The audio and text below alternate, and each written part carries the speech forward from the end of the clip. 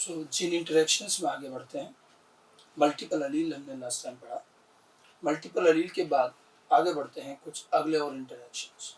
Next allelic gene interaction is lethal genes. अब तक हम 3 पढ़ चुके हैं, incomplete dominance, codominance, multiple allele. अगला जो है lethal gene, this one will be the fourth allelic gene interaction. अब यहाँ देखिए term lethal, normally English word है लीदल। लीदल वर्ड जनरली हम उसके लिए यूज करते हैं जो हमारे लिए हार्मफुल हो। तो लीदल जीन कहीं न कहीं ऑर्गेनिज्म के लिए हार्मफुल होते हैं। So harmful genes, lethal genes. Now how the genes are lethal, what happened actually in the lethal genes. Lethal gene बड़े ही स्पेशल कैटेगरी के जीन है। जब ये इनिशियली डिस्कवर किए गए तो बड़ा सरप्राइजिंग भी था कि कोई जीन ऑर्गेनिज्म के लिए लीदल हो सकता है। हमारे यहाँ पर लीदल का एक्सटेंट ये है कि जिस जीन से ऑर्गेनिज्म की डेथ हो जाए वो ऑर्गेनिज्म के लिए लीदल होता है। सो यहाँ डेथ के बेस पर इनको लीदल कहा जाता है। हार्मफुल का मतलब है डेथ। तो जिस भी जीन से किसी भी वजह से कोई भी उसकी एक्टिविटी किसी भी वजह से अगर ऑर्गेनिज्म की डेथ होती है तो वो जीन उस ऑर्गेनिज्म के लिए लीदल जीन होगा। अच्छा, ये जो लीदल जीन होते हैं बेसिकली जैसे नॉर्मल जीन है उसी तरह के जीन है, डीएनए सेगमेंट है। तो from where this lethal gene comes, actually right from the beginning there were no lethal gene. शुरू में तो हमने जैसा कहा कि ओरिजिनल अलील होते हैं, स्टार्टिंग से अच्छे अलील होते हैं, इनमें फिर म्यूटेशन होते हैं और नए नए अलील बनते हैं। And we know that many time mutations are very harmful also. तो कभी कभी म्यूटेशन से कुछ ऐसे हार्मफुल अलील बन जाते हैं जो ऑर्गेनिज्म के लिए, ऑर्गेनिज्म की डेथ के लिए रिस्पॉन्सिबल हो सकता है। वो ऑर्गेनिज्म में कुछ एबनॉर्मिटी क्रिएट करें, कुछ डिजीज क्रिएट करें और उसके बाद डेथ हो। लेकिन जिस भी जीन या अलील से डेथ हो रही है वो हमारे लिए लीदल हो जाता है। वैसे एक चीज ध्यान रखिएगा कि ऐसा नहीं होता कि किसी जीन के सारे अलील लीदल हैं। पर्टिकुलरली एक जीन के भी तो वेरियस फॉर्म अलील होते हैं, तो हो सकता है कुछ अलील लीदल हो कुछ ना हो। अच्छा, ये करेक्टर भी बनाते हैं, जैसे हर जीन करेक्टर बनाता है, हर अलील अपना करेक्टर बनाता है, फॉर्म बनाता है, ट्रेट बनाता है, तो उसी तरह से ये भी करेक्टर बनाते हैं। तो lethal gene they forms character and they also cause disease, sorry death. ठीक है, ये करेक्टर भी बनाते हैं और डेथ भी कॉज करते हैं। अब यहाँ खास बात ये कि इसका मतलब ये डेथ हर वक्त कॉज नहीं करते। ये वो जीन है जो यूं तो नॉर्मली अपना कोई ना कोई करेक्टर बनाएंगे, भले वो थोड़ा एबनॉर्मल हो जैसा भी हो, but whenever they comes in homozygous condition they causes death of organism. ठीक है, हम लीदल जीन को अगर डिफाइन करते हैं, these are the special genes which not only regulate a character, ये character भी regulate करते हैं, but also affect the viability of organism। organism की viability भी affect करते हैं and causes death in mostly in homozygous condition। now what is viability? viability का मतलब होता है ability to survive, survive करने की ability को हम viability कहते हैं। तो ऐसा कोई जीन जो ऑर्गेनिज्म की वायबिलिटी या सर्वाइवल एबिलिटी को अफेक्ट करता हो और वो जब कभी होमोजाइगस कंडीशन में आ जाए तो वो ऑर्गेनिज्म की डेथ कॉज करता हो, ऐसे जीन को हम लीदल जीन कहते हैं। ठीक है, so in general lethal genes the regulate a character, हम अभी एग्जांपल भी बताएंगे आपको। They regulate a character and also affect the viability of organism. तो करेक्टर भी रेगुलेट करते हैं, वायबिलिटी भी अफेक्ट करते हैं। ठीक है, वायबिलिटी अफेक्ट करने में ये डेथ कॉज करते हैं, कब? Causes death in homozygous condition. Homozygous condition में ये डेथ कॉज करते हैं। डेथ करने का ये करेक्टर कहलाता है लीदलिटी। इनके डेथ के एक्शन को हम बोलेंगे लीदलिटी, लीदल एक्शन।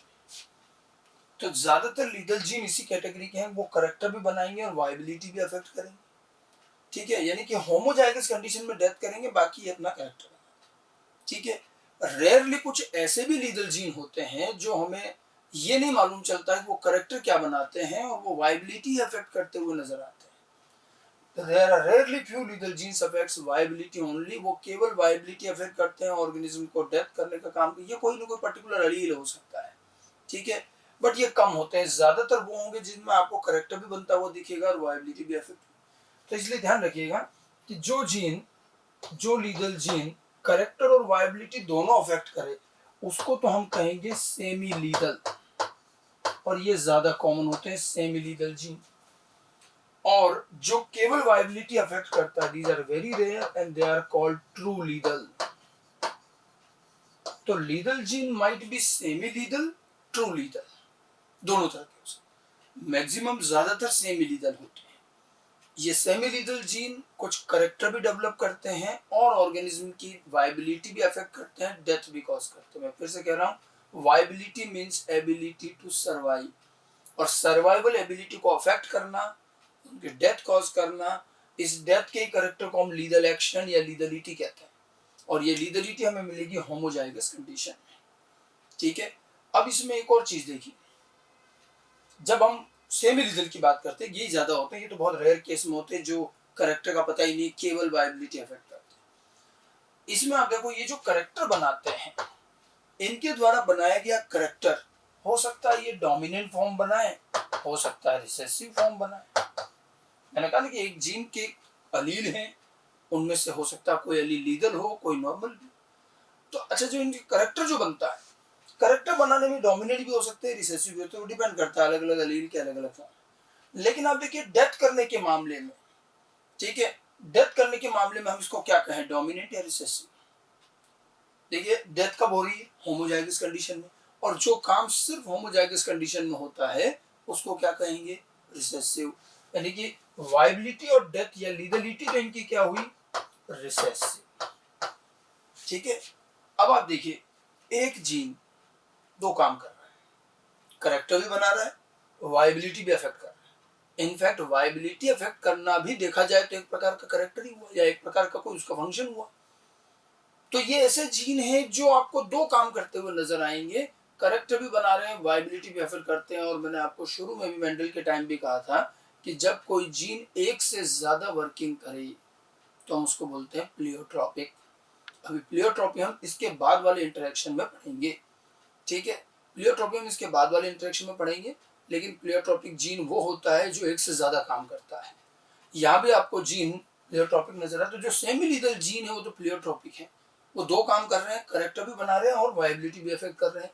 और हमने ये भी पढ़ा है कि जो प्लियोट्रॉपिक जीन होते हैं, जब वो एक से ज्यादा करेक्टर बनाते हैं तो कोई जरूरी नहीं है कि हर करेक्टर में उनका बिहेवियर, उनका रोल एक जैसा हो सकता है एक करेक्टर में वो डोमिनेंट हो, दूसरे करेक्टर में रिसेसिव हो जाए।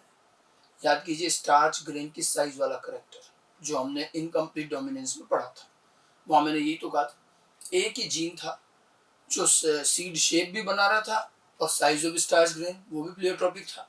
सीड शेप वाले करेक्टर में वो कंप्लीट डोमिनेंट था और साइज ऑफ स्टार्च ग्रेन में वो इनकम्प्लीट डोमिनेंट रहा। और हमने कहा कि प्लियोट्रॉपिक जीन ऐसा कर सकते हैं क्योंकि वो एक से ज्यादा करेक्टर बनाते हैं, तो किसी करेक्टर में डोमिनेंट, किसी करेक्टर में इनकम्प्लीट डोमिनेंस, किसी में रिसेसिव। तो प्लियोट्रॉपिक जीन अपने अलग अलग करेक्टर में अलग अलग रोल, अलग अलग बिहेवियर शो करता है। यहाँ भी आपको ही दिख रही है, lethal genes are usually pleiotropic because they also have the two different activity, जिसमें से एक तो अपना करेक्टर बनाते हैं और अपने करेक्टर के मामले में हो सकता है डोमिनेंट हो, मैक्सिमम तो डोमिनेंट होते हैं, कभी कभी रिसेसिव भी, लेकिन अपने डेथ करने के मामले में, लीदलिटी के मामले में रिसेसिव नहीं। अब आपसे पूछा भी जाए कि व्हाई द डेथ और लीदल एक्शन इज रिसेसिव, हमारा सीधा जवाब है कि लीदल एक्शन रिसेसिव इसीलिए है because death occurs in homozygous condition. और ये ध्यान रखना, जो चीज होमोजाइगस कंडीशन में ही दिखे वो रिसेसिव होती है, और जो होमोजाइगस हेटेरोजाइगस दोनों में दिखे वो डोमिनेंट है, बहुत पहले बताया था। ठीक है, तो ये क्योंकि होमोजाइगस कंडीशन में डेथ होती है इसलिए रिसेसिव। तो अब ध्यान रखना, ये प्लियोट्रॉपिक कंडीशन है, अलग अलग दो काम है, दोनों में उनका रोल भी अलग अलग है। ठीक है, अब कुछ एग्जाम्पल से इसको समझे, लेकिन हाँ पहले हम ये भी समझ लें कि लीदलिटी आखिर डेथ होती क्यों है। देखिए डेथ के रीजन अलग अलग हैं, अलग अलग जीन की डेथ की रीजनिंग अलग अलग है। हाँ, म्यूटेशन से बने हुए ये कुछ एबनॉर्मल जीन है, तो हो सकता है ये जीन कुछ काम ही न कर पा रहे हों या ऐसा कोई एबनॉर्मल प्रोटीन बना रहे हों जिससे डेथ हो जाए। तो जीन टू जीन डेथ करने का रीजन अलग अलग है, लीगलिटी के रीजन हर जीन का अपना अलग अलग है। तो बहुत सारे जीन कई बार म्यूटेशन से ऐसे एबनॉर्मल बनते हैं कि हो सकता है वो डेथ तक कॉज कर जाए। हाँ, डेथ कब होगी ये भी कोई फिक्स नहीं है। अलग अलग तरह के लीगल जीन अलग अलग टाइम पर डेथ करते हैं, डेथ में occur at any stage of life cycle.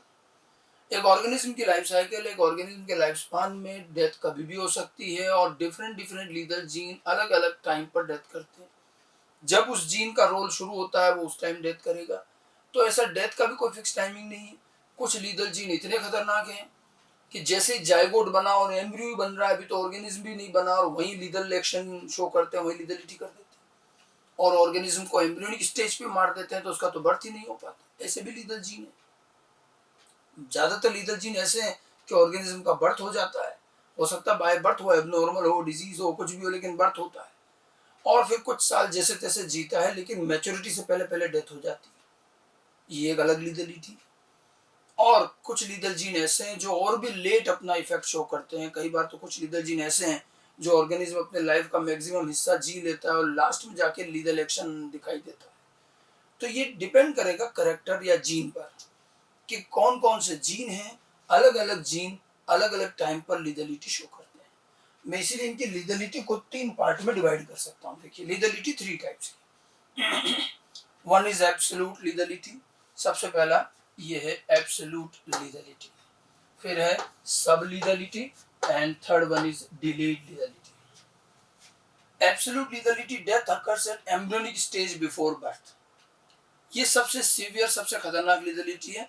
Embryonic stage पे डेथ कर देती है तो बर्थ ही नहीं होता बर्थ के पहले। हम इसमें एक एक एग्जांपल लेंगे ह्यूमन बेस पर। तो ह्यूमन में एक जेनेटिक डिसऑर्डर है हीमोफीलिया। हीमोफीलिया हम आगे पढ़ेंगे डिटेल से। आप अभी इतना ध्यान रखिए कि हीमोफीलिया एक रिसेसिव जीन से होता है, रिसेसिव अलील से होता है और वो हमारे एक्स क्रोमोसोम पर होता है।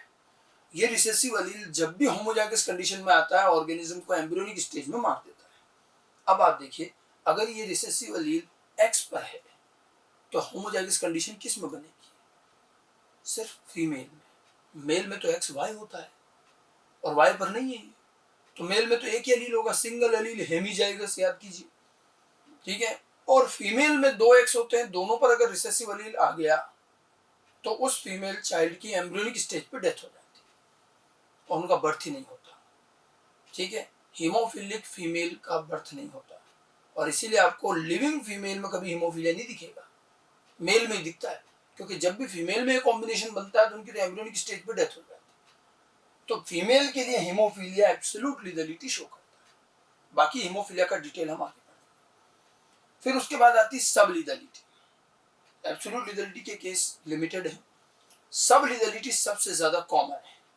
Death occurs after birth but before maturity. Birth के बाद लेकिन मैच्योरिटी से पहले पहले डेथ हो जाती है। ज्यादातर लीदल जीन इसी दौरान डेथ करते हैं और वो सब लीदलिटी शो करते हैं। अगर हम एग्जांपल की बात करें तो most of human genetic disorder, human के ज्यादातर जेनेटिक डिसऑर्डर सब के सब इसी रेंज में डेथ करते हैं और वो सब लीदलिटी शो करते हैं। जैसे मैंने एक नाम लिख रखा है, सिकल सेल एनीमिया, और भी हैं, फिनाइलकीटोन्यूरिया, एल्केप्टोन्यूरिया, एल्बिनिज्म, कई सारे डिजीज हैं, ऐसी बात नहीं। जेनेटिक डिसऑर्डर हम ह्यूमन जेनेटिक्स में डिटेल से पढ़ेंगे। अभी जो एग्जांपल्स आ रहे हैं डिजीज के नाम आप सुन लें, ये डिजीज सब आगे आएंगी आपके, तब हम ज्यादा डिटेल में समझेंगे। अभी फिलहाल परेशान ना, हम केवल एग्जांपल बता रहे हैं। ऐसे नेक्स्ट आती है डिलेड लीदलिटी, बहुत लेट एज में जाकर होने वाले डिसऑर्डर। इसमें तो मैच्योरिटी के बाद भी डेथ होगी।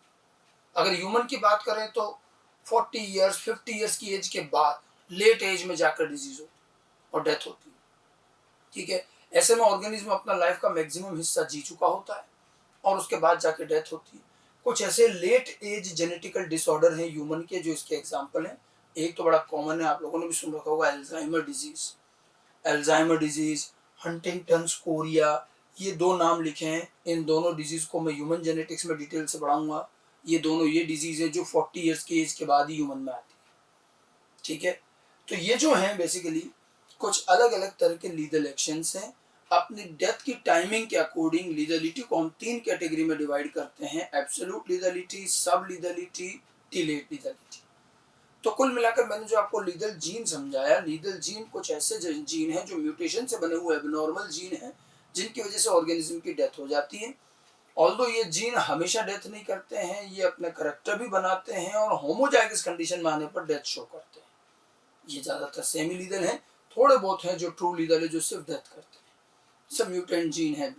इनका करैक्टर जो इनके द्वारा बनता है उसमें हो सकता है ये डोमिनेंट से भी शो करें, लेकिन ये डेथ के मामले में तो हमेशा रिसेसिव रहेंगे क्योंकि डेथ हमेशा होमोजाइगस कंडीशन में होती है। और डेथ कब कब होती है उसके अकॉर्डिंग ये 3 टाइप की लीदलिटी है। तो बात समझ में आई, ठीक है। अब हम लेते हैं इसके एग्जांपल, इसकी डिस्कवरी कैसे हुई। आगे बढ़ते हैं। देखिए, लीथल जीन को सबसे पहले डिस्कवर किया गया एक साइंटिस्ट थे क्यूनॉट। इन्होंने लीथल जीन को सबसे पहले डिस्कवर किया। ये माइस पर काम कर रहे थे और माइस का कोट कलर, बॉडी कलर, उसका जो स्किन और हेयर कलर, उस पर काम कर रहे थे। जिस माइस वैरायटी पर वो काम कर रहे थे उसमें उन्होंने देखा कि दो तरह के कलर के माइस हैं, ब्राउन कलर के और येलो कलर के। अब क्यूनॉट इस कैरेक्टर के बारे में कुछ नहीं जानते थे। देखिएगा लीथल जीन कैसे डिस्कवर हुआ। उन्होंने इस कैरेक्टर का इनहेरिटेंस जानने की कोशिश करी, तो इनहेरिटेंस जानने के लिए क्रॉस करना पड़ता है, तो इन्होंने मेंडल के तरीके से क्रॉस करना शुरू किया। तो देखो उनको रिजल्ट क्या मिले। उन्होंने सबसे पहला क्रॉस किया दो ब्राउन माइस में। ब्राउन ज्यादा मिलते थे, येलो कम थे, तो उन्होंने दो ब्राउन में क्रॉस किया। तो उन्होंने देखा कि ब्राउन और ब्राउन में क्रॉस करने पर सारे के सारे माइस कैसे आए, ब्राउन आए। कोई दूसरा कलर नहीं मिला, सारे के सारे ब्राउन आए। ब्राउन और ब्राउन के क्रॉस से सारे ब्राउन आए। अब इस क्रॉस से उनको कोई जीनोटाइप तो दिखता नहीं, तो उनको क्या कंक्लूजन मिला, इस क्रॉस से उनको क्या समझ में आया कि अगर ब्राउन और ब्राउन हमेशा ब्राउन ही बनाते हैं तो हम इसको क्या कहें। अगर आपके मन में आ रहा है कि हम इसको रिसेसिव कहें तो गलत है। जब भी कोई ऑर्गेनिज्म अपने ही जैसी प्रोजेनी बार बार बनाए तो उसको हम ट्रू ब्रीडिंग कहते हैं, उसको हम प्योर कहते हैं, उसको हम होमोजाइगस कहते हैं। हमें नहीं मालूम है ये डोमिनेंट है कि रिसेसिव है। अभी हम बस इतना जानते हैं कि ब्राउन वाला अगर हमेशा ब्राउन बना रहा मतलब ब्राउन के लिए वो ट्रू ब्रीडिंग है, मतलब वो होमोजाइगस है। तो इतना पता चला बस कि ब्राउन वाला होमोजाइगस है, तभी हमेशा ब्राउन आता है। अब उन्होंने एक और क्रॉस किया ब्राउन और येलो का। ब्राउन और येलो का जब क्रॉस किया तो इस क्रॉस में उनको हमेशा ब्राउन भी मिले और येलो भी मिले, और वो बिल्कुल 1:1 के रेशो में मिले। 50-50% ब्राउन और येलो वापस मिले। 1:1 का रेशो कौन से क्रॉस में आता है, याद कीजिए, टेस्ट क्रॉस। तो उन्होंने देखा कि तो टेस्ट क्रॉस जैसा क्रॉस हुआ। और 1:1 तो तभी आएगा जब इन दोनों में से कोई एक हेटेरोजाइगस है और एक होमोजाइगस रिसेसिव। टेस्ट क्रॉस यही तो होता है, हेटेरोजाइगस एंड होमोजाइगस रिसेसिव का। अब इन दोनों में से कोई एक हेटेरोजाइगस और एक होमोजाइगस है, और ये वाला क्रॉस हमें इंडिकेट कर रहा है कि होमोजाइगस कौन, ब्राउन। तो अगर ब्राउन होमोजाइगस लेंगे तो इसका मतलब येलो वाला क्या लेना पड़ेगा, हेटेरोजाइगस, तभी 1:1 आएगा। और यहाँ अब इस तरह से इन्होंने इनके जीनोटाइप लिखे कि येलो वाला हेटेरोजाइगस है और ये होमोजाइगस रिसेसिव है, तभी 1:1 आएगा। और यही होमोजाइगस है, वो हमें इस क्रॉस से पता चल रहा है। अब हम इसके भी जीनोटाइप लिख सकते हैं कि इसका मतलब ये भी small y small y small, ये आ जाए।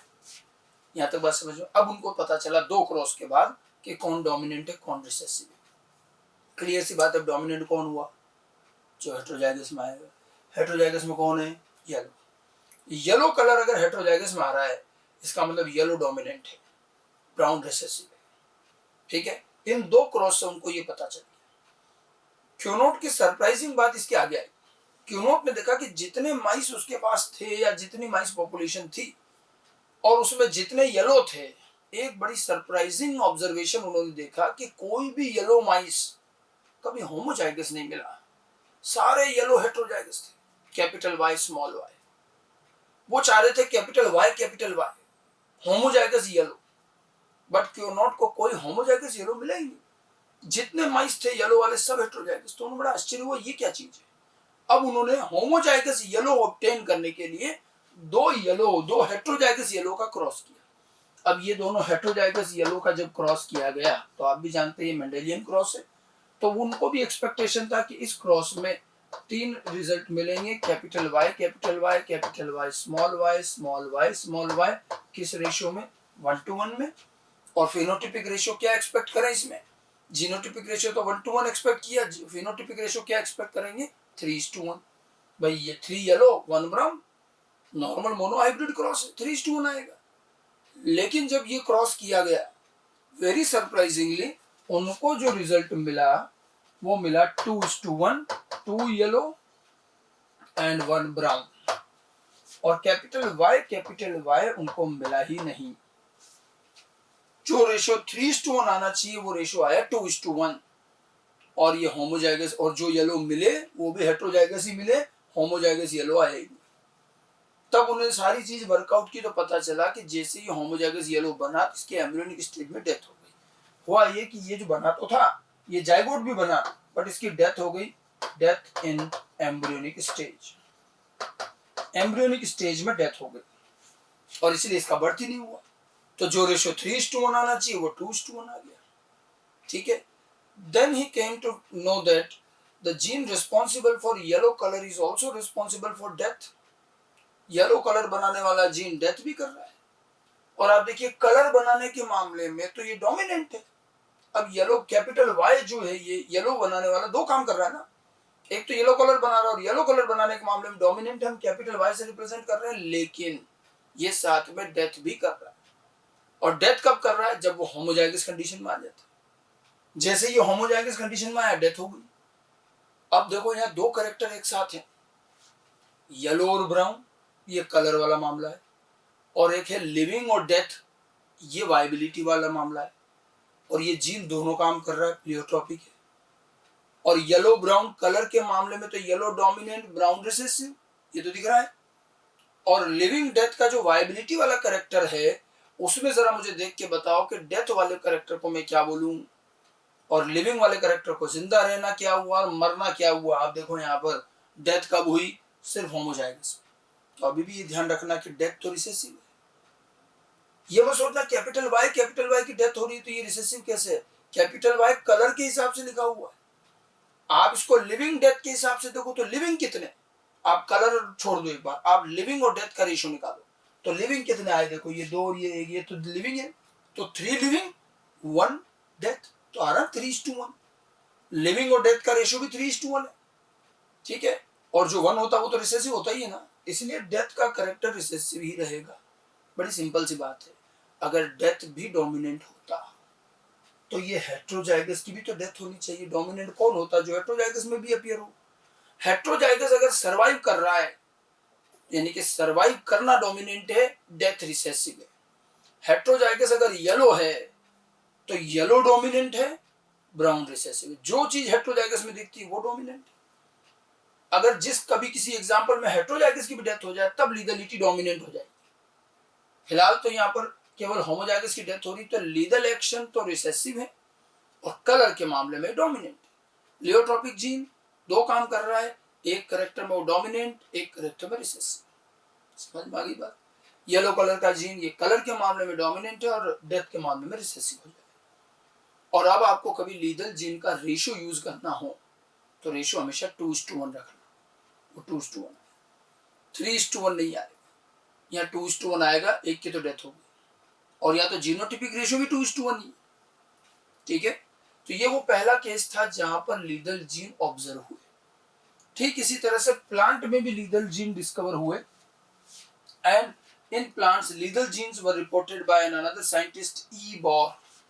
इन्होंने प्लांट में लीगल जीन ऑब्जर्व किए और ये प्लांट था स्नैपड्रैगन। और इसके लीफ कलर के अंदर जहां की दो तरह की लीफ थी, ग्रीन एंड गोल्डन, इसमें उनको लीगलिटी मिली लीफ कलर। स्नैपड्रैगन प्लांट हमने आगे भी बताया था, पहले पीछे से थोड़ा कवर अप करते चले। तो हमने इनकम्प्लीट डोमिनेंस में स्नैपड्रैगन का एग्जांपल लिया था और वहां स्नैपड्रैगन के फ्लावर कलर में इनकम्प्लीट डोमिनेंस था। अब इसी स्नैपड्रैगन के लीफ कलर में क्या है? लीगलिटी। इसमें लीगलिटी मिलती है। यहां भी क्या हुआ देखिए, क्रॉस बिल्कुल माइस जैसा रहा कि जब उन्होंने दो ग्रीन लीफ वाले प्लांट में क्रॉस किया तो सारे के सारे ग्रीन ही आए। फिर इन्होंने ग्रीन और गोल्डन वाले प्लांट में क्रॉस किया तो ग्रीन और गोल्डन में क्रॉस करने पर 1:1 में ग्रीन और गोल्डन मिले। ये ध्यान रखना है, जो गोल्डन होता है इसमें क्या बिल्कुल सुनहरे कलर की पत्तियां होती है, गार्डन में लगाया जाता है, बड़ा अट्रैक्टिव लगता है ये प्लांट और ऑर्नामेंटल प्लांट है, गार्डन में ग्रो होता है। गोल्डन लीफ वाला ये स्नैपड्रैगन के प्लांट का एक कॉमन नाम भी ध्यान रखना, इसको औरिया वेराइटी कहते हैं। कॉमन नेम है उसका औरिया, ठीक है। अच्छा, गोल्डन और ग्रीन का क्रॉस करने पर 1:1 आया, इधर ये ग्रीन, इसका मतलब ग्रीन होमोजाइगस है, गोल्डन हेट्रोजाइगस है। तो अब हम इसके जीनोटाइप कैसे लिखेंगे? जैसे हमने येलो में किया था। तो इसका मतलब ये जो ग्रीन वाला था ये होमोजाइगस रिसेसिव था, इसीलिए सारे ग्रीन आ रहे थे, ठीक है। लेकिन यहाँ भी वही रहा, गोल्डन वाला हेट्रोजाइगस ही मिला, होमोजाइगस कभी नहीं मिला। और गोल्डन होमोजाइगस ऑब्टेन करने के लिए फिर दो गोल्डन हेट्रोजाइगस का क्रॉस किया गया, दो औरिया वैरायटी का क्रॉस किया गया। यहाँ भी एक्सपेक्ट तो वही किया गया कि मेंडल की तरह से तीनों रिजल्ट आए 1:2:1 के रेशियो में और फेनोटिपिक रेशियो 3:1 बने। लेकिन अगेन वही हुआ, कैपिटल जी की एम्ब्रियोनिक स्टेज में डेथ हो गई, डेथ इन एम्ब्रियोनिक स्टेज। और इसीलिए जो रेशियो 3:1 बनना चाहिए था वो बना 2:1, 2 गोल्डन 1 ग्रीन। तो बिल्कुल देखिए, जो रिजल्ट हमें माइस में मिला था कोट कलर में, वही स्नैपड्रैगन के लीफ कलर में मिला है, एग्जैक्टली सेम। दोनों में उसी तरह से क्रॉस, वैसा ही रिजल्ट, रेशियो रहा 3:1। अच्छा, दोनों ही इन इनिशियल एग्जांपल में, वो एनिमल का एग्जांपल था, प्लांट का ये फर्स्ट एग्जांपल था जिसमें लीथल जीन डिस्कवर हुआ। इन दोनों ही एग्जांपल में आप बता सकते हैं लीथलिटी कौन सी हुई? हर बार डेथ कब हो रही है? एम्ब्रियोनिक स्टेज में। और जब डेथ एम्ब्रियोनिक स्टेज में होगी तो लीथलिटी एब्सोल्यूट लीथलिटी। ये दोनों ही एब्सोल्यूट लीथलिटी के केस हैं। दोनों में लीथलिटी रिसेसिव है और रेशियो आ रहा है 2:1 इंस्टेड ऑफ 3:1। ठीक है, अब कोई भी जीन आपको जहां भी मिले, जिसकी वजह से भी डेथ हो रही है, वो लीगल होता है। ठीक है, यहाँ डेथ एसेंशियल है, डेथ होगी तो ही लीगल है।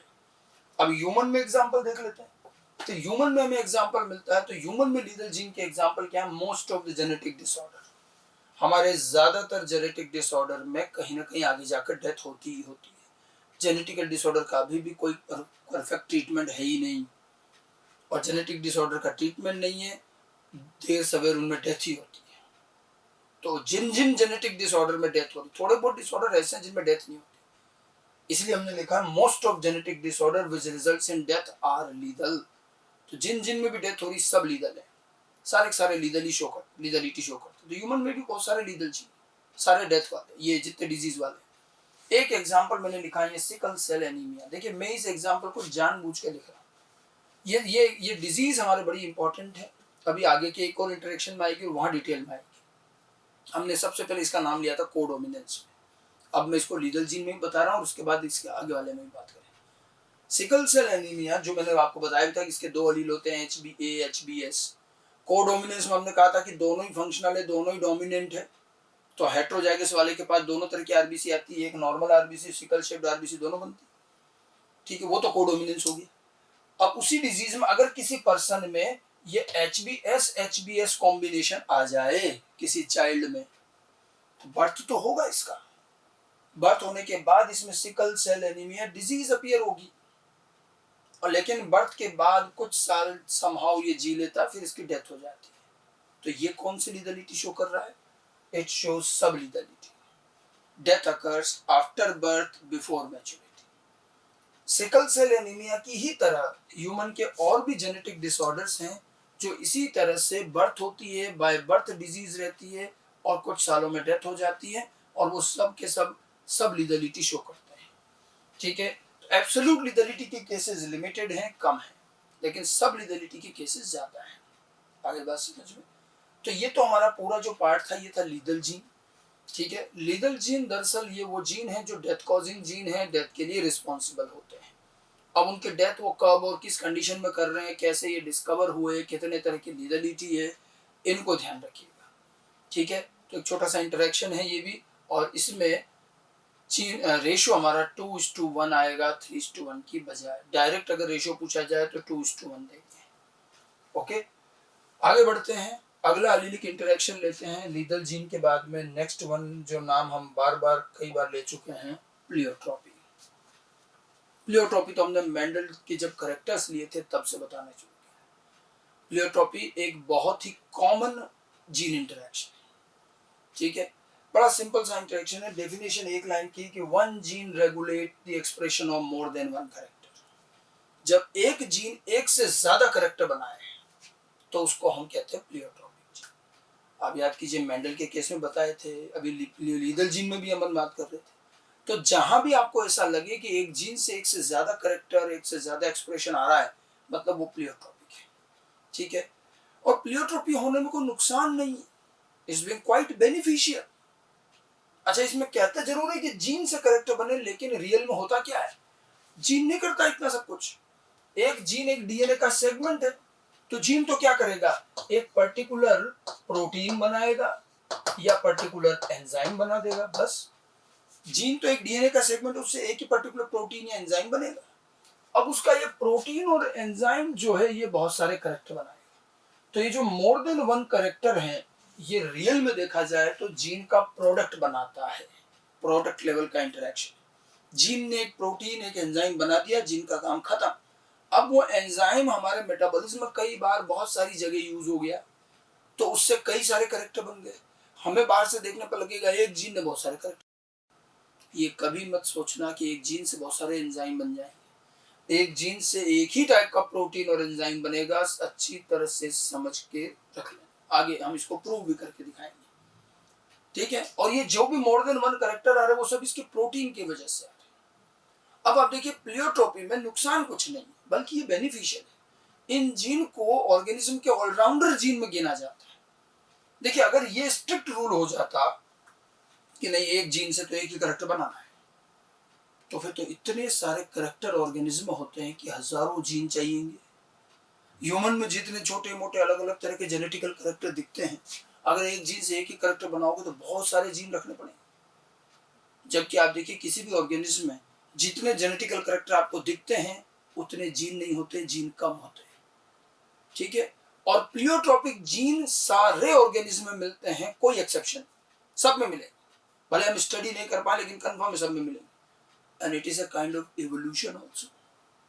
ये तो हमारी एक मेटाबॉलिक अंडरस्टैंडिंग है, ये समझदारी है कि हमने प्लियोट्रोपिज्म को लाया। और प्लियोट्रोपिज्म एक तरह का इवोल्यूशन है, एडवांसमेंट है। देखिए हम अगर बात करते हैं लोअर से हायर ऑर्गेनिज्म पर आते हैं तो कॉम्प्लेक्सिटी बढ़ी, सभी जानते हैं। कॉम्प्लेक्सिटी बढ़ी तो करेक्टर बढ़े ना जेनेटिकल। अब जेनेटिकल करेक्टर बढ़े तो ऑब्वियसली बात है उन करेक्टर को बनाने के लिए जीन भी ज्यादा चाहिए, तो जीन भी बढ़े, ऐसी बात नहीं। जब आप लोअर से हायर आएंगे, ह्यूमन तक आएंगे, यू विल फाइंड कि जेनेटिकल करेक्टर इंक्रीज हुए हैं, कॉम्प्लेक्सिटी इंक्रीज हुई है end of course number of gene भी इंक्रीज हुए हैं। लेकिन जिस रेशियो में करेक्टर इंक्रीज हुए हैं, जितने सारे करेक्टर बने उस रेशियो में नंबर ऑफ जीन नहीं बढ़े। नंबर ऑफ जीन तो कम इंक्रीज हुए हैं लेकिन नंबर ऑफ करेक्टर ज्यादा बने। इसका मतलब जीन क्या हुए, प्लियोट्रोपी। एक्चुअली क्या देखो, जीन के करेक्टर के अकॉर्डिंग जीन बढ़ाने की तो एक लिमिट होगी ना। सेल के अंदर न्यूक्लियस में आप एक लिमिट में ही तो जीन रख पाओगे, कितने रखो। तो इसलिए ऑर्गेनिज्म इवोल्यूशन के दौरान बाद में फिर जीन नंबर ऑफ जीन ज्यादा बढ़ाने की बजाय उन जीन को हमने प्लियोट्रोपिक बनाना शुरू किया कि एक जीन जो पहले एक काम कर रहा था भाई कल से तुम दो काम करोगी। हमने जीन को ऑलराउंडर बनाया। ऑलराउंडर किसको कहते हैं? मल्टी डायमेंशनल कौन होता है? जो कई तरह के काम कर सके। और ऑलराउंडर तो हमेशा बेनिफिशियल होते हैं। बस टीम में ऑलराउंडर तो बेनिफिशियल होते हैं, या ऐसा होता है कि एक ही पर्सन बैटिंग भी अच्छी कर रहा, बॉलिंग भी अच्छी कर रहा, फील्डिंग भी अच्छी कर रहा, मतलब वो तो सबका ही काम खा जाएगा? ऐसा नहीं। Allrounders are always beneficial. और प्लियोट्रोपिक मेंबर्स हर घर में हर टीम में होते हैं। हमारे घरों में भी होता है कोई ना कोई एक मेंबर, हम उसको प्लियोट्रोपिक कह सकते हैं, जो हमारे घर के बहुत सारे काम कर देते हैं, ठीक है। और डेफिनेटली कम से कम स्टूडेंट्स तो नहीं होते। खैर प्लियोट्रोपिक मेंबर्स जो होते हैं, प्लियोट्रोपिक मेंबर्स वही है जो मल्टीपल फंक्शन करे। अच्छा उसका एडवांटेज भी, ठीक है, कि एक जीन से एक प्रोटीन बना। अब आप देखो इसका एक एग्जाम्पल, यूं देखो इसका एक एग्जांपल देखना, प्लियोट्रोपिज्म ह्यूमन में किस लेवल पर आया। ड्रोसोफिला छोटा सा ऑर्गेनिज्म, ढंग से आंखों से दिखता भी नहीं, उसके अंदर करीब 20-25,000 जीन होते हैं। ड्रोसोफिला में 20-25,000 जीन है उसके क्रोमोसोम। और ह्यूमन में इतना बड़ा ऑर्गेनिज्म 46 क्रोमोसोम जो भी गई है, हमारे में उतने करीब 30,000 जीन। मतलब कहाँ ड्रोसोफिला और कहाँ ह्यूमन। एक छोटा सा 2 to 5 mm का छोटी सी फ्लाई और एक ह्यूमन बीइंग, इतना लेवल का डिफरेंस है कॉम्प्लेक्सिटी का। लेकिन जीन में तो जरा सा डिफरेंस, उसमें 20-25 हजार जीन है, हमारे में 30 to 40,000 जीन मान रहे हैं। तो इतने कम जीन बढ़े, लेकिन हमने जीन कम बढ़ाए लेकिन कॉम्प्लेक्सिटी कितनी बढ़ी। इसका मतलब ये हुआ कि इवोल्यूशन में आगे चल करके नंबर ऑफ जीन बढ़ना कम हो गए और एक एक जीन को प्लियोट्रोपिक बनाने लगे। और ये हमारी समझदारी कही जाने लगी कि हमने एक जीन से एक प्रोटीन बनवाया, अब आप उस प्रोटीन से जितना काम करा सकते हो करा लो। यही तो फायदा है। और इससे बहुत सारे करेक्टर भी बनेंगे। तो प्लियोट्रोपिज्म जो होता है इसमें नुकसान कुछ नहीं। हाँ बस ये जरूर है कि अगर एक जीन बहुत सारे करेक्टर बनाएगा, मान लो कभी वो जीन म्यूटेट हो गया एक ही नेगेटिव पॉइंट है इसमें, मान लो उस जीन में कुछ हो गया, हमारा प्लेयोट्रोपिक मेंबर जो टीम का है ऑलराउंडर वो इंजर्ड हो गया, तो फिर उस दिन टीम बहुत सफर करती है। यही चीज है कि प्लेयोट्रोपिक जीन में अगर म्यूटेशन हो गया तो जितने करेक्टर वो बना रहा था सब अफेक्ट हो गए और ऐसे में एक बड़ा डिजीज बनेगा। और इसलिए प्लेयोट्रोपिक जीन जब भी म्यूटेट होते हैं तो मल्टीपल सिम्टम वाला एक डिसऑर्डर बनता है, इसलिए उसको बोलते हैं सिंड्रोम। सिंड्रोम वर्ड सुना होगा। सिंड्रोम उसी को कहते हैं जिसमें एक से ज्यादा सिम्टम्स हो और वो सिम्टम्स सारे करेक्टर है। समझ गए? ये एक प्रॉब्लम जरूर है, लेकिन ठीक है, म्यूटेशंस आर रेयर, तो हम प्लेयोट्रोपिक जीन हम बिल्कुल रखते हैं और उनसे हमारा पूरा फंक्शनिंग बॉडी का चलता भी है। अब इस प्लेयोट्रोपी में एक चीज और ध्यान रखना कि जब हम कहते हैं ना एक जीन से बहुत सारे करेक्टर बनते हैं, ठीक है, तो जरूरी नहीं कि ये सारे करेक्टर एक ही लेवल के हैं। कई बार क्या होता है, जीन ने प्रोटीन बनाया, प्रोटीन से एक करेक्टर बन गया, ठीक है, अब उस एक करेक्टर ने फिर दो और करेक्टर बना दिए। ध्यान रखना, लिविंग सिस्टम में करेक्टर से करेक्टर, करेक्टर से करेक्टर भी बनते हैं और इस तरह से ग्रुप ऑफ करेक्टर हो जाते हैं। जरूरी नहीं है कि सारे करेक्टर जीन या उसके प्रोटीन से ही डायरेक्ट बने, नहीं, एक दो ही बनते हैं, बाकी फिर करेक्टर से करेक्टर बनते हैं। उन सबको मिलाकर उस जीन का प्लेयोट्रोपिज्म बोला जाए।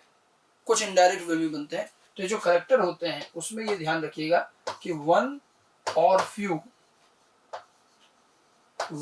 करेक्टर्स ये जो होंगे ये तो होंगे प्राइमरी इफेक्ट, इसको प्राइमरी या मेजर इफेक्ट कहेंगे, जो सीधे जीन के प्रोटीन से बनते हैं। और जो अदर करेक्टर्स हैं, एक दो करेक्टर होते हैं जो डायरेक्ट प्रोटीन से बनेंगे, बाकी जो अदर करेक्टर्स हैं उनको हम सेकेंडरी या माइनर इफेक्ट करते हैं।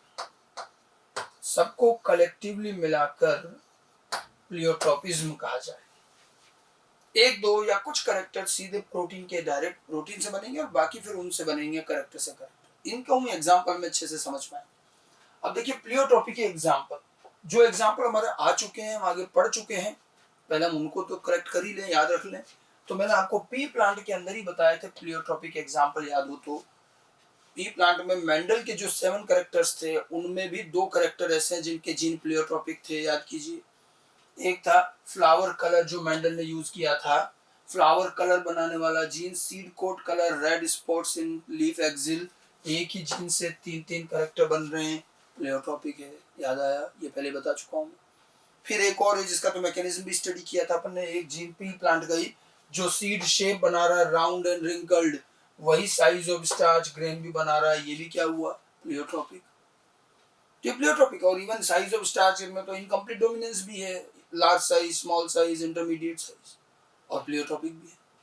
अब इससे ठीक पहले जो हमने लीदल जीन पढ़े उनमें भी हमने बताया कि प्लेयोट्रोपिक के लीदल जीन्स आर जनरली प्लेयोट्रोपिक। तो ये तो खैर वो हैं जो हमारे आ चुके हैं, तो मैंने उनको वापस एक बार रिकॉल कराया कि ये चीजें तो हम प्लेयोट्रोपी में पढ़ चुके हैं। प्लेयोट्रोपी तो बहुत सारी जगह में। अब अपन ह्यूमन में एक एग्जांपल लेते हैं कि प्लेयोट्रोपी डेवलप कैसे, और ह्यूमन में प्लेयोट्रोपी समझना हो तो सबसे बढ़िया कोई डिसऑर्डर ले लो, क्योंकि मैंने कहा था कि जब जीन में म्यूटेशन होगा और अगर वो प्लेयोट्रोपिक जीन होगा तो उतने करेक्टर अफेक्ट होंगे, उतने सिम्टम बनेंगे।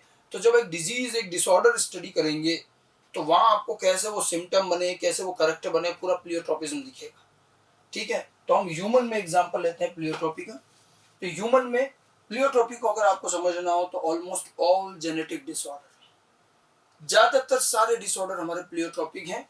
एक्चुअली ये वो डिसऑर्डर जो सिंड्रोम है, almost all genetic disorder which are usually called syndrome will show pleiotropism. And again I am taking the same example, sickle cell anemia, ये तीसरी बार यूज किया मैंने। सिकल सेल एनीमिया, इस डिजीज को अब हम यहाँ डिटेल से पढ़ते हैं तो आपको पीछे की भी बातें क्लियर हो जाएंगी और प्लेयोट्रोपी भी दिखेगी, ठीक है। सिकल सेल एनीमिया ह्यूमन का एक ऑटोसोमल रिसेसिव डिजीज है, समझ में आया इस डिजीज का नाम, ऑटोसोमल रिसेसिव डिजीज, मतलब इस डिजीज का जीन ऑटोसोम पर है।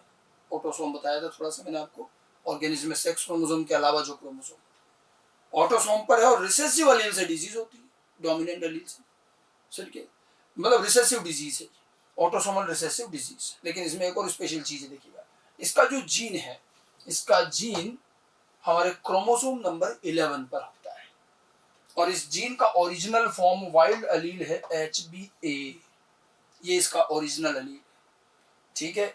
और फिर इस ओरिजिनल एलील में म्यूटेशन होने से एक नया म्यूटेंट एलील बना HBS। तो इसके दो एलील हो गए, HBA ओरिजिनल फॉर्म और HBS म्यूटेंट फॉर्म। HBA से HBS हुआ एक छोटा सा म्यूटेशन, बाय चांस कभी हो गया, और वो HBS आज तक चल रहा है। अब देखिए उस म्यूटेशन के बाद भी HBS एलील काम करता है। मैंने आपको कहा था म्यूटेशन के बाद भी हो सकता है जो नया एलील बने वो फंक्शनल हो, तो ये भी फंक्शनल है और ये भी फंक्शनल है और दोनों बराबर से ही फंक्शनल है, इसलिए यहाँ कोई रिसेसिव है ही नहीं। तभी तो इसको कोडोमिनेंस में पढ़ा था हमने कि दोनों एलील डोमिनेंट है। तो म्यूटेंट एलील जो बना वो भी फंक्शनल है, इक्वली काम कर रहा है, ये भी डोमिनेंट। हालांकि हमने डिजीज को रिसेसिव बोला है, मैं आगे बताऊंगा क्यों, लेकिन कोई रिसेसिव एलील नहीं है, दोनों एलील डोमिनेंट। अब देखो हम बिल्कुल जीन यानी डीएनए से लेकर के पूरा प्लेयोट्रोपिज्म समझते हैं। इसके लिए आपको एक तो ध्यान रखना पड़ेगा, क्योंकि ये चीज आपके अगले चैप्टर में आएगी मॉलिक्यूलर में। थोड़ा मैंने आपको शुरू में बताया था कि जीन डीएनए का एक सेगमेंट है, इसमें न्यूक्लियोटाइड होते हैं और तीन तीन न्यूक्लियोटाइड मिलके एक कोड बनता है, और उस एक कोड से हमें एक अमीनो एसिड का पता चलता है। तो हम डीएनए में जीन के कोड रीड करते हैं और उससे अमीनो एसिड का पता चलता है, और अमीनो एसिड को जोड़ के पॉलीपेप्टाइड बनाते हैं, प्रोटीन बनाते हैं, जो हम कहते हैं जीन से प्रोटीन बनता है। उसी तरह ट्रांसक्रिप्शन, ट्रांसलेशन थोड़ा बहुत लोअर क्लास में आता है, बाकी अगले चैप्टर में आएगा। मैं वहीं से शुरुआत कर रहा हूँ। हमें एनसीईआरटी में इस जीन के बनने का पूरा प्रोसेस दिया हुआ है, आपको भी पेज नंबर 88-89 के आसपास कहीं मिलेगा, आप देखिएगा उसको। देखिए HBA और HBS, सबसे पहले तो ध्यान रखना है म्यूटेशन कौन सा हुआ। HBA से HBS में एक छोटा सा म्यूटेशन हुआ है, पॉइंट म्यूटेशन। डीएनए का जो सीक्वेंस है उसमें न्यूक्लियोटाइड होते हैं, और एक सिंगल न्यूक्लियोटाइड अगर चेंज हो जाए ना तो उसको बोलते हैं पॉइंट, एक पॉइंट का चेंज। तो इसमें इतना मिनिमम चेंज हुआ है, एक न्यूक्लियोटाइड बदल गया है। देखिए ये इसका मान लो डीएनए की सीक्वेंस है, मैं पूरी नहीं लिख रहा हूं, जहां चेंज हुआ वो लिखा है। डीएनए डबल स्ट्रैंडेड होता है, सेम ये डायग्राम एनसीईआरटी में भी है, आपको सिकल सेल एनीमिया में मिलेगा, जरूर देखिएगा। तो वहां उसका 6th नंबर का कोड है CTC, साइटोसिन थायमिन, तो पता है ना। तो आगे के 5 कोड नहीं लिखे मैंने, 6th कोड CTC और फिर पीछे भी कोड। ये पूरा डीएनए का सेगमेंट है जो HBA जीन है। अब इसमें हुआ एक छोटा सा म्यूटेशन, और म्यूटेशन क्या हुआ कि जो T था ये हट गया और उसकी जगह आ गया A, thymine is replaced by adenine, और CTC से क्या हो गया CAC। 6th कोड में चेंज हुआ है, इसके अलावा पूरे जीन में कोई चेंज नहीं आया। तो पॉइंट म्यूटेशन छोटा सा, ठीक है। अब आप देखो क्या होता है, डीएनए से बनता है आरएनए, mRNA, ट्रांसक्रिप्शन, और वो कॉम्प्लीमेंट्री बनता है। तो C के सामने G आता है, T के सामने A आएगा और C के सामने G। तो अगर 6th कोड डीएनए का CTC है तो mRNA का 6th कोड क्या हो जाएगा GAG, और इससे फिर पॉलीपेप्टाइड चेन बनती है। तो ये सारे अमीनो एसिड है, पॉलीपेप्टाइड में एक एक कोड से एक एक अमीनो एसिड आएगा। तो GAG कोड से आता है ग्लूटामिक एसिड, ये मैंने GA जो लिखा है ये ग्लूटामिक एसिड है, ठीक है। तो 6th नंबर का अमीनो एसिड कौन सा हुआ, ग्लूटामिक एसिड, और ये पूरी अमीनो एसिड की एक चेन बनती है, पॉलीपेप्टाइड चेन, और इसको बोलते हैं normal beta polypeptide chain, beta chain. अब याद कीजिए हीमोग्लोबिन, हीमोग्लोबिन 2 तरह की चेन से बनता है, alpha chain, beta chain. Alpha की 2 चेन और बीटा की 2 चेन, टोटल 4 चेन मिलकर हीमोग्लोबिन बनाते। तो ये बीटा चेन कहाँ काम आई, ये बीटा चेन और अल्फा चेन और जगह से बन गया, दोनों मिलकर फिर क्या बनाएंगे, हीमोग्लोबिन। तो अल्टीमेटली बीटा चेन क्या बनाएंगे, हीमोग्लोबिन बनाता है। ये इस जीन का प्रॉपर फंक्शनिंग। अब म्यूटेशन के बाद देखो क्या चेंज आया, 6th कोड बदल गया। तो mRNA में 6th कोड जो GAG था ये GUG आएगा, क्योंकि A के सामने तो U आएगा, यूरेसिल। तो कोड mRNA का बदल गया, GAG से GUG। पॉलीपेप्टाइड भी चेंज हुआ, प्रोटीन के अंदर, इसके अंदर अमीनो एसिड जो ग्लूटामिक एसिड था वो आएगा वेलिन, क्योंकि GAG ग्लूटामिक एसिड के लिए होता है, बट GUG होता है वेलिन के लिए। तो पॉलीपेप्टाइड में एक अमीनो एसिड बदल गया, glutamic acid is replaced bye valine. तो देखो पॉलीपेप्टाइड चेन तो बनी, पूरी चेन वही है, खाली एक अमीनो एसिड डिफरेंट है, और एक अमीनो एसिड के डिफरेंट होने से प्रॉपर्टी बदल जाती है, ठीक है। और ये एबनॉर्मल कहलाएगा, अब ये एबनॉर्मल बीटा चेन। तो बीटा चेन तो बनी लेकिन एबनॉर्मल बनी, क्योंकि ये फंक्शनल है, तो अब ये डोमिनेंट तो कहेगा, काम तो कर ही रहा, भले वो कैसा भी काम कर रहा है। अब ये एबनॉर्मल बीटा चेन भी हीमोग्लोबिन बनाने में काम आ जाएगा, इससे जो हीमोग्लोबिन बनता है उसको हम एबनॉर्मल हीमोग्लोबिन कहेंगे, तो दोनों जीन ने कुछ तो काम किया, अल्टीमेटली हेमोग्लोबिन में बीटा चेन पहुंचा दी। समझ में आ गई बात? तो ये तो हमने उस जीन में क्या म्यूटेशन हुआ, अब आपको जो पूछे जाए वो बताना। जीन में क्या चेंज हुआ है तो जीन का चेंज बताना, CTC से CAC। mRNA में क्या चेंज हुआ है तो GAG से GUG। इस जगह एनसीईआरटी में एक छोटा सा करेक्शन है, उन्होंने लिख दिया जीन के अंदर GAG से GUG, जीन में नहीं है। जीन तो DNA उसमें यूरेसिल कहा जाएगा, वो GAG से GUG का चेंज mRNA का है। और पूछे पॉलीपेप्टाइड में क्या चेंज आया है तो which amino acid get replace, glutamic acid 6th amino acid is replaced bye valine at the 6th position. तो नॉर्मल बीटा चेन से एबनॉर्मल बीटा चेन बन गया। अब आप देखो, इससे हीमोग्लोबिन बन गया। अब हम प्लियोट्रोपी पर आते हैं। हीमोग्लोबिन का क्या यूज है? हीमोग्लोबिन जो बना ये हमारी आरबीसी में जाएगा, और फिर बाद में आपको पता ही ऑक्सीजन ट्रांसपोर्ट। तो नॉर्मल हीमोग्लोबिन भी आरबीसी में गया, एबनॉर्मल भी आरबीसी में गया, काम तो दोनों ही आएगा। अब आप देखो आगे कैसे चेन ऑफ करैक्टर बनता है।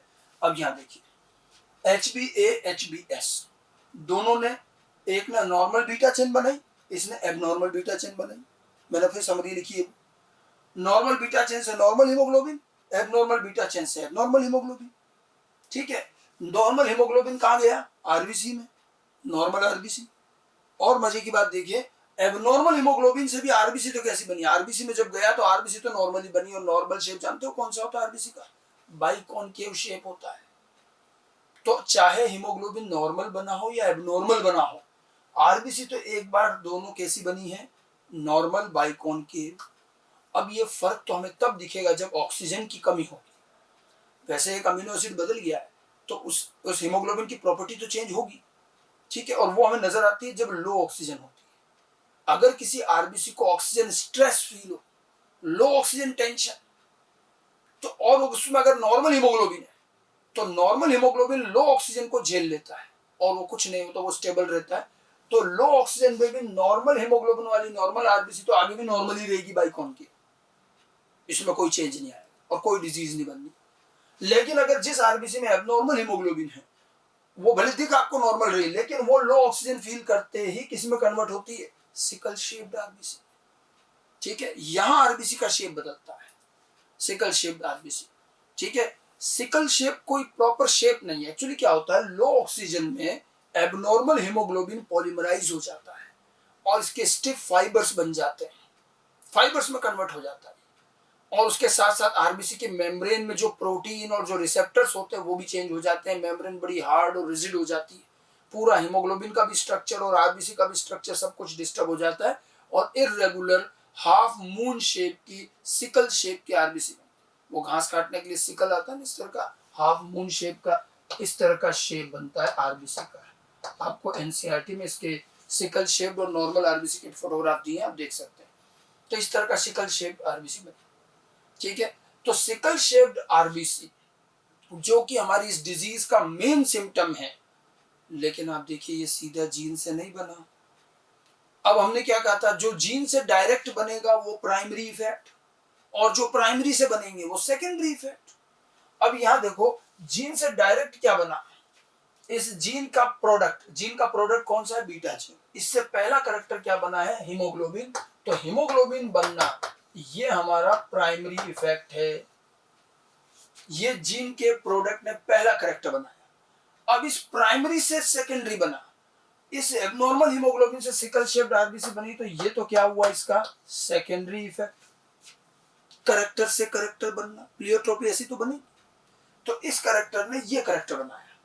हमारी इस डिजीज का main symptom sickle cell RBC, लेकिन ये आरबीसी हमें बहुत बाद में आके दिखी, पहले तो ये बना फिर ये आया। अब सिकल शेप्ड आरबीसी की वजह से फिर और कैरेक्टर बनेंगे, ये तो नेटवर्क चलता जाएगा, कैरेक्टर से कैरेक्टर, ग्रुप ऑफ कैरेक्टर। अब देखो सिकल शेप्ड आरबीसी, ठीक है, सिकल शेप्ड आरबीसी, पहले तो ये ध्यान रखना कि लो ऑक्सीजन में हीमोग्लोबिन के साथ क्या हुआ, मैं इसलिए इस चीज को मैंने आगे यहाँ पर मेंशन कर रखा है। ये देखिए, एट लो ऑक्सीजन टेंशन, ये आप अपनी कॉपी में भी नोट कर सकते हैं, काम आएगा। Low oxygen tension, abnormal haemoglobin polymerizes, okay, and it converted into stiff fibers. RBC membrane protein and receptors also changes and membrane become hard and rigid. Overall shape of RBC become irregular sickle shaped. तो लो oxygen के समय RBC में क्या क्या change होंगे ये आपको ध्यान रखना है। वो मैंने वहां पर डायरेक्ट लिख दिया कि लो ऑक्सीजन में सिकल शेप्ड होगी। अब आप देखो सिकल शेप्ड आरबीसी जो होती है इसकी लाइफ ज्यादा नहीं होती, नॉर्मल आरबीसी से इसकी लाइफ कम होती है। तो इसकी लाइफ कम हो जाती है, नॉर्मल आरबीसी की लाइफ होती है करीब 120 डेज, इसका लाइफ स्पान 80 डेज से 100 डेज ही रह जाता है, लेस लाइफ स्पान, इसका लाइफ स्पान कम हो जाता है। ठीक है, लाइफ स्पान कम होने से क्या होगा, डेथ जल्दी होगी, there will be early and increased RBC death. RBC की डेथ अगर जल्दी जल्दी होगी तो there will be low RBC in blood, blood में आरबीसी की कमी होगी, और ब्लड में आरबीसी की कमी से क्या हो जाएगा, एनीमिया, एक और सिम्टम बन गया। तो कैसे सिम्टम से सिम्टम, करेक्टर से करेक्टर प्लियोट्रॉपी बनती है वही बता रहा हूं। सिकल शेप्ड आरबीसी की वजह से एनीमिया, अब डिजीज का नाम है सिकल सेल एनीमिया, एनीमिया यहां जाकर आया। ठीक है, ऐसे और सिम्टम बनेंगे। देखिए जब ज्यादा आरबीसी की डेथ होती है ना, अर्ली एंड इंक्रीज्ड डेथ, तो उससे क्या होता है, हमारी बॉडी में हीमोग्लोबिन डिजेनरेशन बढ़ जाता है, आरबीसी डिस्ट्रक्शन बढ़ जाता है, मतलब हीमोलाइसिस हाई हो जाए। हाई हीमोलाइसिस होता है तो उसका एक इफेक्ट ये आता है कि हमारे अंदर जॉन्डिस हो जाता है। ये सब चीजें आपकी थोड़ी फिजियोलॉजी में आगे जाकर आएंगी जब आप ह्यूमन फिजियोलॉजी पढ़ते हैं। तो high haemolysis, high haemoglobin degeneration से जॉन्डिस का एक सिम्टम भी क्रिएट होता है, ये एक और सिम्टम बन गया। फिर एक और देखिए, सिकल शेप्ड आरबीसी हार्ड और रिजिड होती, मैंने आपको बताया इसकी मेम्ब्रेन चेंज हो जाती है, प्रोटीन रिसेप्टर्स ये चेंज हो जाते हैं, हार्ड और रिजिड हो गई। जबकि आपने पढ़ा होगा नॉर्मली आरबीसी बड़ी फ्लेक्सिबल होती है, कॉन्ट्रैक्टाइल होती है। एक्चुअली हमारी जो ब्लड वेन्स है लास्ट में जाके इतनी पतली हो जाती है, कैपिलरीज पतली पतली सी, लास्ट में जब वो एक एक सेल और टिश्यूज में जब ब्लड सप्लाई जाता है, वहाँ ऑक्सीजन, हीमोग्लोबिन, ग्लूकोज वगैरह दिया जाएगा तो ब्लड कैपिलरीज बहुत फाइन हो जाती है। ठीक है, वहां आरबीसी भी कई बार कंप्रेस होकर के थोड़ा चलती है, फ्लेक्सिबल होती है। अब ये आरबीसी हो जाती है रिजिड, तो वहां कैपिलरीज में जाकर ये कॉन्ट्रैक्ट तो हो नहीं पाती, ये वहां फंस जाती है, ब्लड कैपिलरीज में अटक जाती है। ठीक है, तो these get entangled in the fine blood capillaries, ये हमारी छोटी छोटी पतली पतली कैपिलरीज में लास्ट में जहाँ सेल्स और टिश्यूज में जो डिस्ट्रीब्यूशन हो रहा है वहां की कैपिलरीज में ये आरबीसी वहां जाके फंस जाएगी, एंटेंगल्ड हो जाएगी, ये कॉन्ट्रैक्टाइल नहीं है तो वो अटक जाती है। वहां फंसने का मतलब है वहां का blood flow, blood circulation slow होता जाएगा, रुकता जाएगा, कैपिलरीज ब्लॉक होती जाती, तो हमारी सेल्स को प्रॉपर ऑक्सीजन, ग्लूकोज या वेस्ट जो भी है ये एक्सचेंज जो होता है, ट्रांसपोर्ट, ये कम होता जाएगा, तो सेल की फंक्शनिंग अफेक्ट होगी, सेल अफेक्ट होगी, उसके बाद टिश्यू अफेक्ट होगा, और थोड़ा आगे टाइम निकलेगा तो ऑर्गन तक अफेक्ट होंगे, ऑर्गन फेलियर तक हो जाएंगे। ये तो बहुत बड़ा सिम्टम बनेगा आगे जाके। तो ये एक सिम्टम और बनता है पुअर सर्कुलेशन, जैसे जैसे कैपिलरीज में ये फंसती जाएंगी सर्कुलेशन स्लो होता जाएगा, और इसी की वजह से आगे जाकर और बड़े बड़े सिम्टम बनेंगे। मैंने आपको 2-3 इनिशियल सिम्टम कैसे बनते हैं वो बताया, कैसे सिकल शेप्ड आरबीसी बनी, फिर कैसे एनीमिया आया, जॉन्डिस, पुअर सर्कुलेशन, ये सारी चीजें। ये दिख रहा है कि कैसे करेक्टर में सिम्टम्स बनते हैं, एक जीन ने इतने सारे सिम्टम, इतने सारे करेक्टर बनाए, ये तो प्लियोट्रोपी, भले वो डायरेक्ट नहीं हो रहे, इनडायरेक्ट हो रहे, बट ये सब मिलाकर उस जीन का प्लियोट्रोपिज्म कहा जाए। अब ये तो डिजीज्ड जीन है, एबनॉर्मल जीन है तो डिजीज हो रही है, नॉर्मल जीन होगा तो नॉर्मल करेक्टर भी बनेंगे बहुत सारे। ठीक है, अच्छा, इस सिकल शेप्ड आरबीसी का एक और यूजफुल इफेक्ट भी है, एक और लिख रखा है, because of this sickle shaped RBC there is an increased resistance to malaria. Sickle shaped RBC का एक फायदा भी नजर आया कि इससे मलेरिया से रेजिस्टेंस मिल जाता है, इंक्रीज्ड रेजिस्टेंस टू मलेरिया। ठीक है, मलेरियल रेजिस्टेंस भी आ जाता है। मलेरियल रेजिस्टेंस कैसा है, मलेरिया आपको पता होना चाहिए किससे होता है, प्लाज्मोडियम सेरासाइट, और मॉस्किटो जो उसका वेक्टर है तो वो मॉस्किटो में और ह्यूमन में अपनी लाइफ साइकिल कंप्लीट करता है। मलेरिया आप अलग से पढ़ेंगे भी सही। तो उस दौरान क्या होता है कि इसके प्लाज्मोडियम की लाइफ साइकिल में एक पर्टिकुलर स्टेज में ये प्लाज्मोडियम ह्यूमन के आरबीसी में अंदर जाता है और वहां उसका डेवलपमेंट होता है, पर्टिकुलर स्टेज में आएगा, आपको लाइफ साइकिल पढ़ाई जाएगी। अब क्या होता है, ये जो सिकल शेप्ड आरबीसी होती है ये होती है हार्ड और रिजिड, इसके मेम्ब्रेन, प्रोटीन, रिसेप्टर भी बदल गए। ठीक है, तो ये क्या होता है, ये जो प्लाज्मोडियम पैरासाइट है ये उससे अटैच ही नहीं हो पाता और उसको पेनिट्रेट करके अंदर नहीं जा पाता, और अगर ये प्लाज्मोडियम आरबीसी के अंदर नहीं गया तो उसकी लाइफ साइकिल वही रुक जाती है और वो मर जाता है। प्लाज्मोडियम का मरने से तो बेनिफिट ये हुआ ना कि मलेरिया के चांस कम हो। सिकल सेल एनीमिया भले खुद एक डिजीज है लेकिन ये जो है ये मलेरिया से रेजिस्टेंस दिला देती है, तो ये एक और बेनिफिशियल एस्पेक्ट भी हो गया। और मलेशिया रेजिस्टेंस कैसे आया, क्योंकि प्लाज्मोडियम पैरासाइट एंटर नहीं कर पाया तो उसकी लाइफ साइकिल कंप्लीट नहीं हो पाई। ठीक है, तो यहाँ एक बेनिफिशियल पार्ट हमें और मिल जाता है, भले चाहे तो हम इसको मेंशन कर सकते हैं कि कैसे मलेरियल रेजिस्टेंस आया। तो ध्यान रखिए, Plasmodium parasite is unable to attach and penetrate the sickle shaped RBC. Unable to attach and penetrate the sickle shaped RBC, thus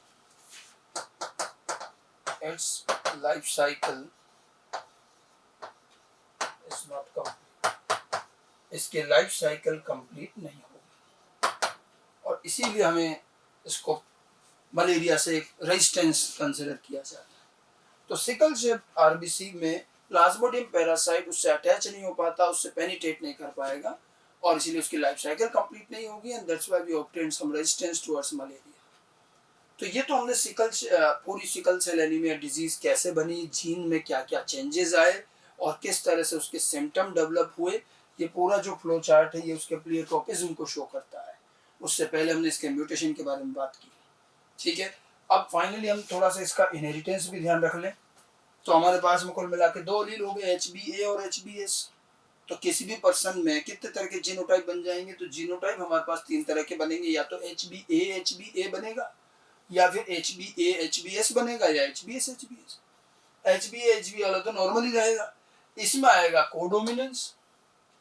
ठीक है, इसमें कोडोमिनेंस आएगा, ये नॉर्मल होंगे लेकिन कैरियर कहलाएंगे, इसको डिजीज नहीं होगी। देखिए, इसमें दोनों तरह की आरबीसी होगी, लेकिन ज्यादा आरबीसी तो नॉर्मल होगी, क्योंकि सिकल शेप तो जल्दी डेथ भी हो जाती है, तो ज्यादा आरबीसी नॉर्मल होगी। और इसीलिए जो हेटेरोजाइगस पर्सन होता है उसको ऐसा सिकल सेल एनीमिया डिजीज नहीं दिखेगी, वो नॉर्मल अपीयर होगा। हाँ, उसके ब्लड में कुछ आरबीसी सिकल शेप भी रहेगी, नॉर्मल भी रहेगी, लेकिन नॉर्मल थोड़ी ज्यादा होती है। माइल्ड एनीमिया हो सकता है उसको, लेकिन उसकी डेथ नहीं होगी, वो पूरी लाइफ सर्वाइव करता है, वो नॉर्मल माना जाएगा। ठीक है, और जब HBS कंडीशन आई, ये यहाँ तो कोडोमिनेंस देखा, दोनों काम कर रहे हैं। HBS में फिर सिकल सेल एनीमिया डिजीज होगी, बर्थ होगा, लेकिन बर्थ के कुछ टाइम बाद डेथ भी हो जाती है, और ये कौन सी लीथैलिटी शो करेंगे, सब लीथैलिटी। ठीक है, तो कुल मिलाकर HBS तो पॉपुलेशन में ज्यादा एग्जिस्ट ही नहीं करते, इनकी जल्दी डेथ हो जाती है। जो बचते हैं वो यही है, नॉर्मल और हेटेरोजाइगस कैरियर बचते हैं। ठीक है, ये दोनों बचते हैं, बाकी इसकी डेथ हो जाती है। अब आप देखिए, इस पूरी डिजीज सिकल सेल एनीमिया में कितने एलीलिक जीन इंटरेक्शन आपको दिखाई दिए। तो आपको देखेंगे सिकल सेल एनीमिया में 3 allelic interaction, codominance, legal gene, codominance भी है, लीगलिटी भी है, और प्लेयोट्रोपी का भी केस है। आपने इस डिजीज को शुरू में हमने क्या लिखा था, ऑटोसोमल रिसेसिव, और फिर ये भी कह रहे हैं कि दोनों अलील डोमिनेंट है, कोडोमिनेंस है, रिसेसिव अलील ही नहीं। अब ये बड़ी अजीब बात है, रिसेसिव अलील नहीं है, देख लो, लेकिन डिजीज रिसेसिव क्यों है, क्योंकि आप देखिए इन तीनों कॉम्बिनेशन में से डिजीज कब आई, डिजीज केवल तब आई जब होमोजाइगस कंडीशन हुआ, और जो काम सिर्फ होमोजाइगस कंडीशन में होता है उसको रिसेसिव बोलते हैं। क्योंकि डिजीज सिर्फ होमोजाइगस कंडीशन में अपीयर होती है, इसलिए डिजीज को रिसेसिव बोले। हालांकि यहाँ कोई रिसेसिव अलील नहीं है, बल्कि दोनों अलील डोमिनेंट है, कोडोमिनेंस भी, फिर भी डिजीज रिसेसिव, क्योंकि डिजीज सिर्फ होमोजाइगस कंडीशन में। अब आप देखिए ऑफस्प्रिंग क्या था इसका, जब इनहेरिटेंस वगैरह भी कभी क्वेश्चन आए तो जीनोटाइप ये ले लें। ठीक है, अब प्रोजेनी के अंदर सिकल सेल एनीमिया के आने के चांस कम होंगे। अब देखो, ये वाला कॉम्बिनेशन तो क्या ज्यादा सर्वाइव वैसे भी नहीं करता, तो हम इसको तो हटा ही सकते हैं, इसकी तो डेथ हो जाती है और मैच्योरिटी से पहले ही मर जाता है। तो या तो ये बचते हैं या ये। तो पेरेंटल क्रॉस क्या क्या बनेंगे, ऐसा हो सकता है कि तो दोनों ही पेरेंटल नॉर्मल हो। ठीक है, दोनों ही पेरेंट नॉर्मल होंगे तो इस क्रॉस में क्या कोई डिजीज्ड चाइल्ड आएगा, एक क्रॉस तो ये बना कि दोनों ही पेरेंट, सबसे ज्यादा ह्यूमन पॉपुलेशन में यही क्रॉस होगा सिकल सेल एनीमिया के रिगार्डिंग, दोनों नॉर्मल होंगे, तो सारे के सारे यहाँ पर क्या बनेंगे, HBA नॉर्मली आएंगे, कोई डिजीज नहीं आएगा। और क्रॉस क्या हो सकता है कि एक पेरेंट तो नॉर्मल हो और एक पेरेंट क्या हो जाए, कैरियर हो। तो क्या इसमें कोई डिजीज्ड ऑफस्प्रिंग बनेगा, इसके अंदर भी देखिए ऑफस्प्रिंग, आप इस क्रॉस को पूरा करके देखिए, 50% इसमें नॉर्मल चाइल्ड होंगे और 50% हेटेरोजाइगस कैरियर, लेकिन किसी को डिजीज नहीं होगी। तो इन दोनों क्रॉस में तो डिजीज वैसे भी नहीं आ रही। डिजीज तो केवल तब आएगी जब दोनों पेरेंट कैसे हों, हेट्रोजाइगस। अगर दोनों पेरेंट हेट्रोजाइगस हों तो आप देख लीजिए ये दो हेट्रोजाइगस का क्रॉस, इसमें जो कॉम्बिनेशन बनेंगे, एक बनेगा HbA, फिर एक आएगा हेट्रोजाइगस भी बनेगा, और एक बनेगा ये HbS। ठीक है, मतलब आप देखिए इसमें 1:1 के रेशियो में आएगा। दोनों पेरेंट हेट्रोजाइगस होंगे तब डिजीज आने की चांस है, और उसमें भी ऐसा नहीं कि सारे चाइल्ड में डिजीज आ जाएगी। अगर दोनों पेरेंट हेट्रोजाइगस भी है तो केवल कितने 25% पॉसिबिलिटी है ऑफस्प्रिंग के सिकल सेल एनीमिया डिजीज होने, ओनली 25% प्रोबेबिलिटी। समझ में आ गई बात? तो इसलिए आप देखिए सिकल सेल एनीमिया डिजीज कोई बहुत ज्यादा नहीं दिखेगी आपको, ठीक है। जिसको हो रही है उसकी तो पहले डेथ हो जा रही है, ये प्रोजेनी बना ही नहीं पाते यूजुअली, ठीक है। आजकल तो फिर भी मेडिसिन है, ट्रीटमेंट है, थोड़ी लाइफ बढ़ा सकते हैं, वो अलग इशू है, हम नेचुरल बात कर रहे हैं, ठीक है। और ये दोनों बचते हैं, इसमें भी केवल दोनों पेरेंट कैरियर होंगे तब 25% चांस है, अदरवाइज नहीं। इसलिए पूरी ह्यूमन पॉपुलेशन में सिकल सेल एनीमिया की बहुत लिमिटेड केस मिलेंगे। अब इससे रिलेटेड एक मैं इंपॉर्टेंट चीज और बता रहा हूँ जो आपको इवोल्यूशन के चैप्टर में भी बताई जाएगी। सिकल सेल एनीमिया के मैंने कहा कि बहुत कम केस मिलेंगे, इतना ज्यादा आएगा नहीं।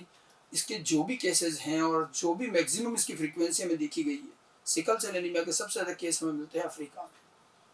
ऐसा माना जाता है कि जो HbS का जो म्यूटेशन हुआ है ये अफ्रीकन पॉपुलेशन में हुआ है। क्यों हुआ इसका कोई रीजन नहीं है, बाई चांस है म्यूटेशन वहां हो गया। तो ये म्यूटेशन अफ्रीका में हुआ, और आज भी अफ्रीका की पॉपुलेशन में सिकल सेल एनीमिया डिजीज वाले भी मिल जाते हैं, कैरियर तो बहुत सारे हैं वहां पर, ठीक है। उस पॉपुलेशन में सबसे ज्यादा, बाकी तो खैर और भी जगह पर मिलता है ये, लेकिन वहां सबसे ज्यादा मिलता है अफ्रीका में।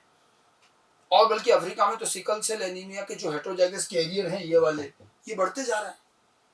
काफी साल पहले IPMT में क्वेश्चन आया था और वो इवोल्यूशन बेस पर है, इसलिए मैंने कहा नहीं इवोल्यूशन में भी पढ़ोगे कि in African population the frequency the amount of sickle cell anaemia carrier person is increasing day by day.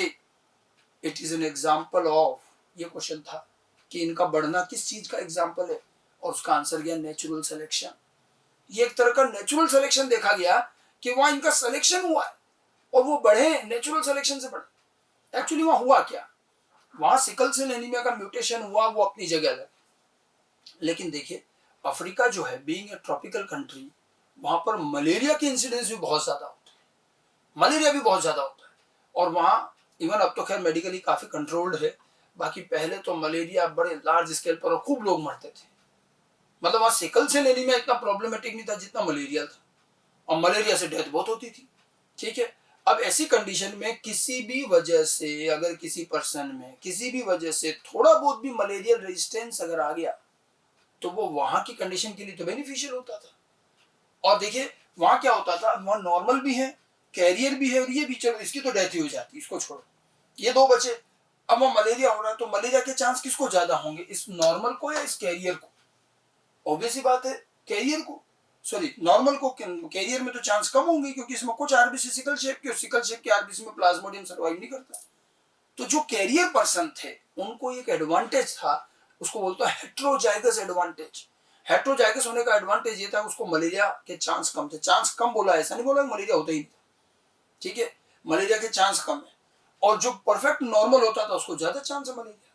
तो वहां हर साल जितने लोग मलेरिया से मरते थे उनमें ज्यादा कौन होंगे, उनमें ज्यादा होंगे ये वाले, ठीक है। और जो कैरियर हेट्रोजाइगस है इसका, ये तो बचेंगे, बल्कि इनमें मलेरिया के चांस कम है, बचेंगे तो इनका नंबर इंक्रीज होगा, और ये नंबर बढ़ रहा है, इसी चीज को तो सिलेक्शन कहा गया।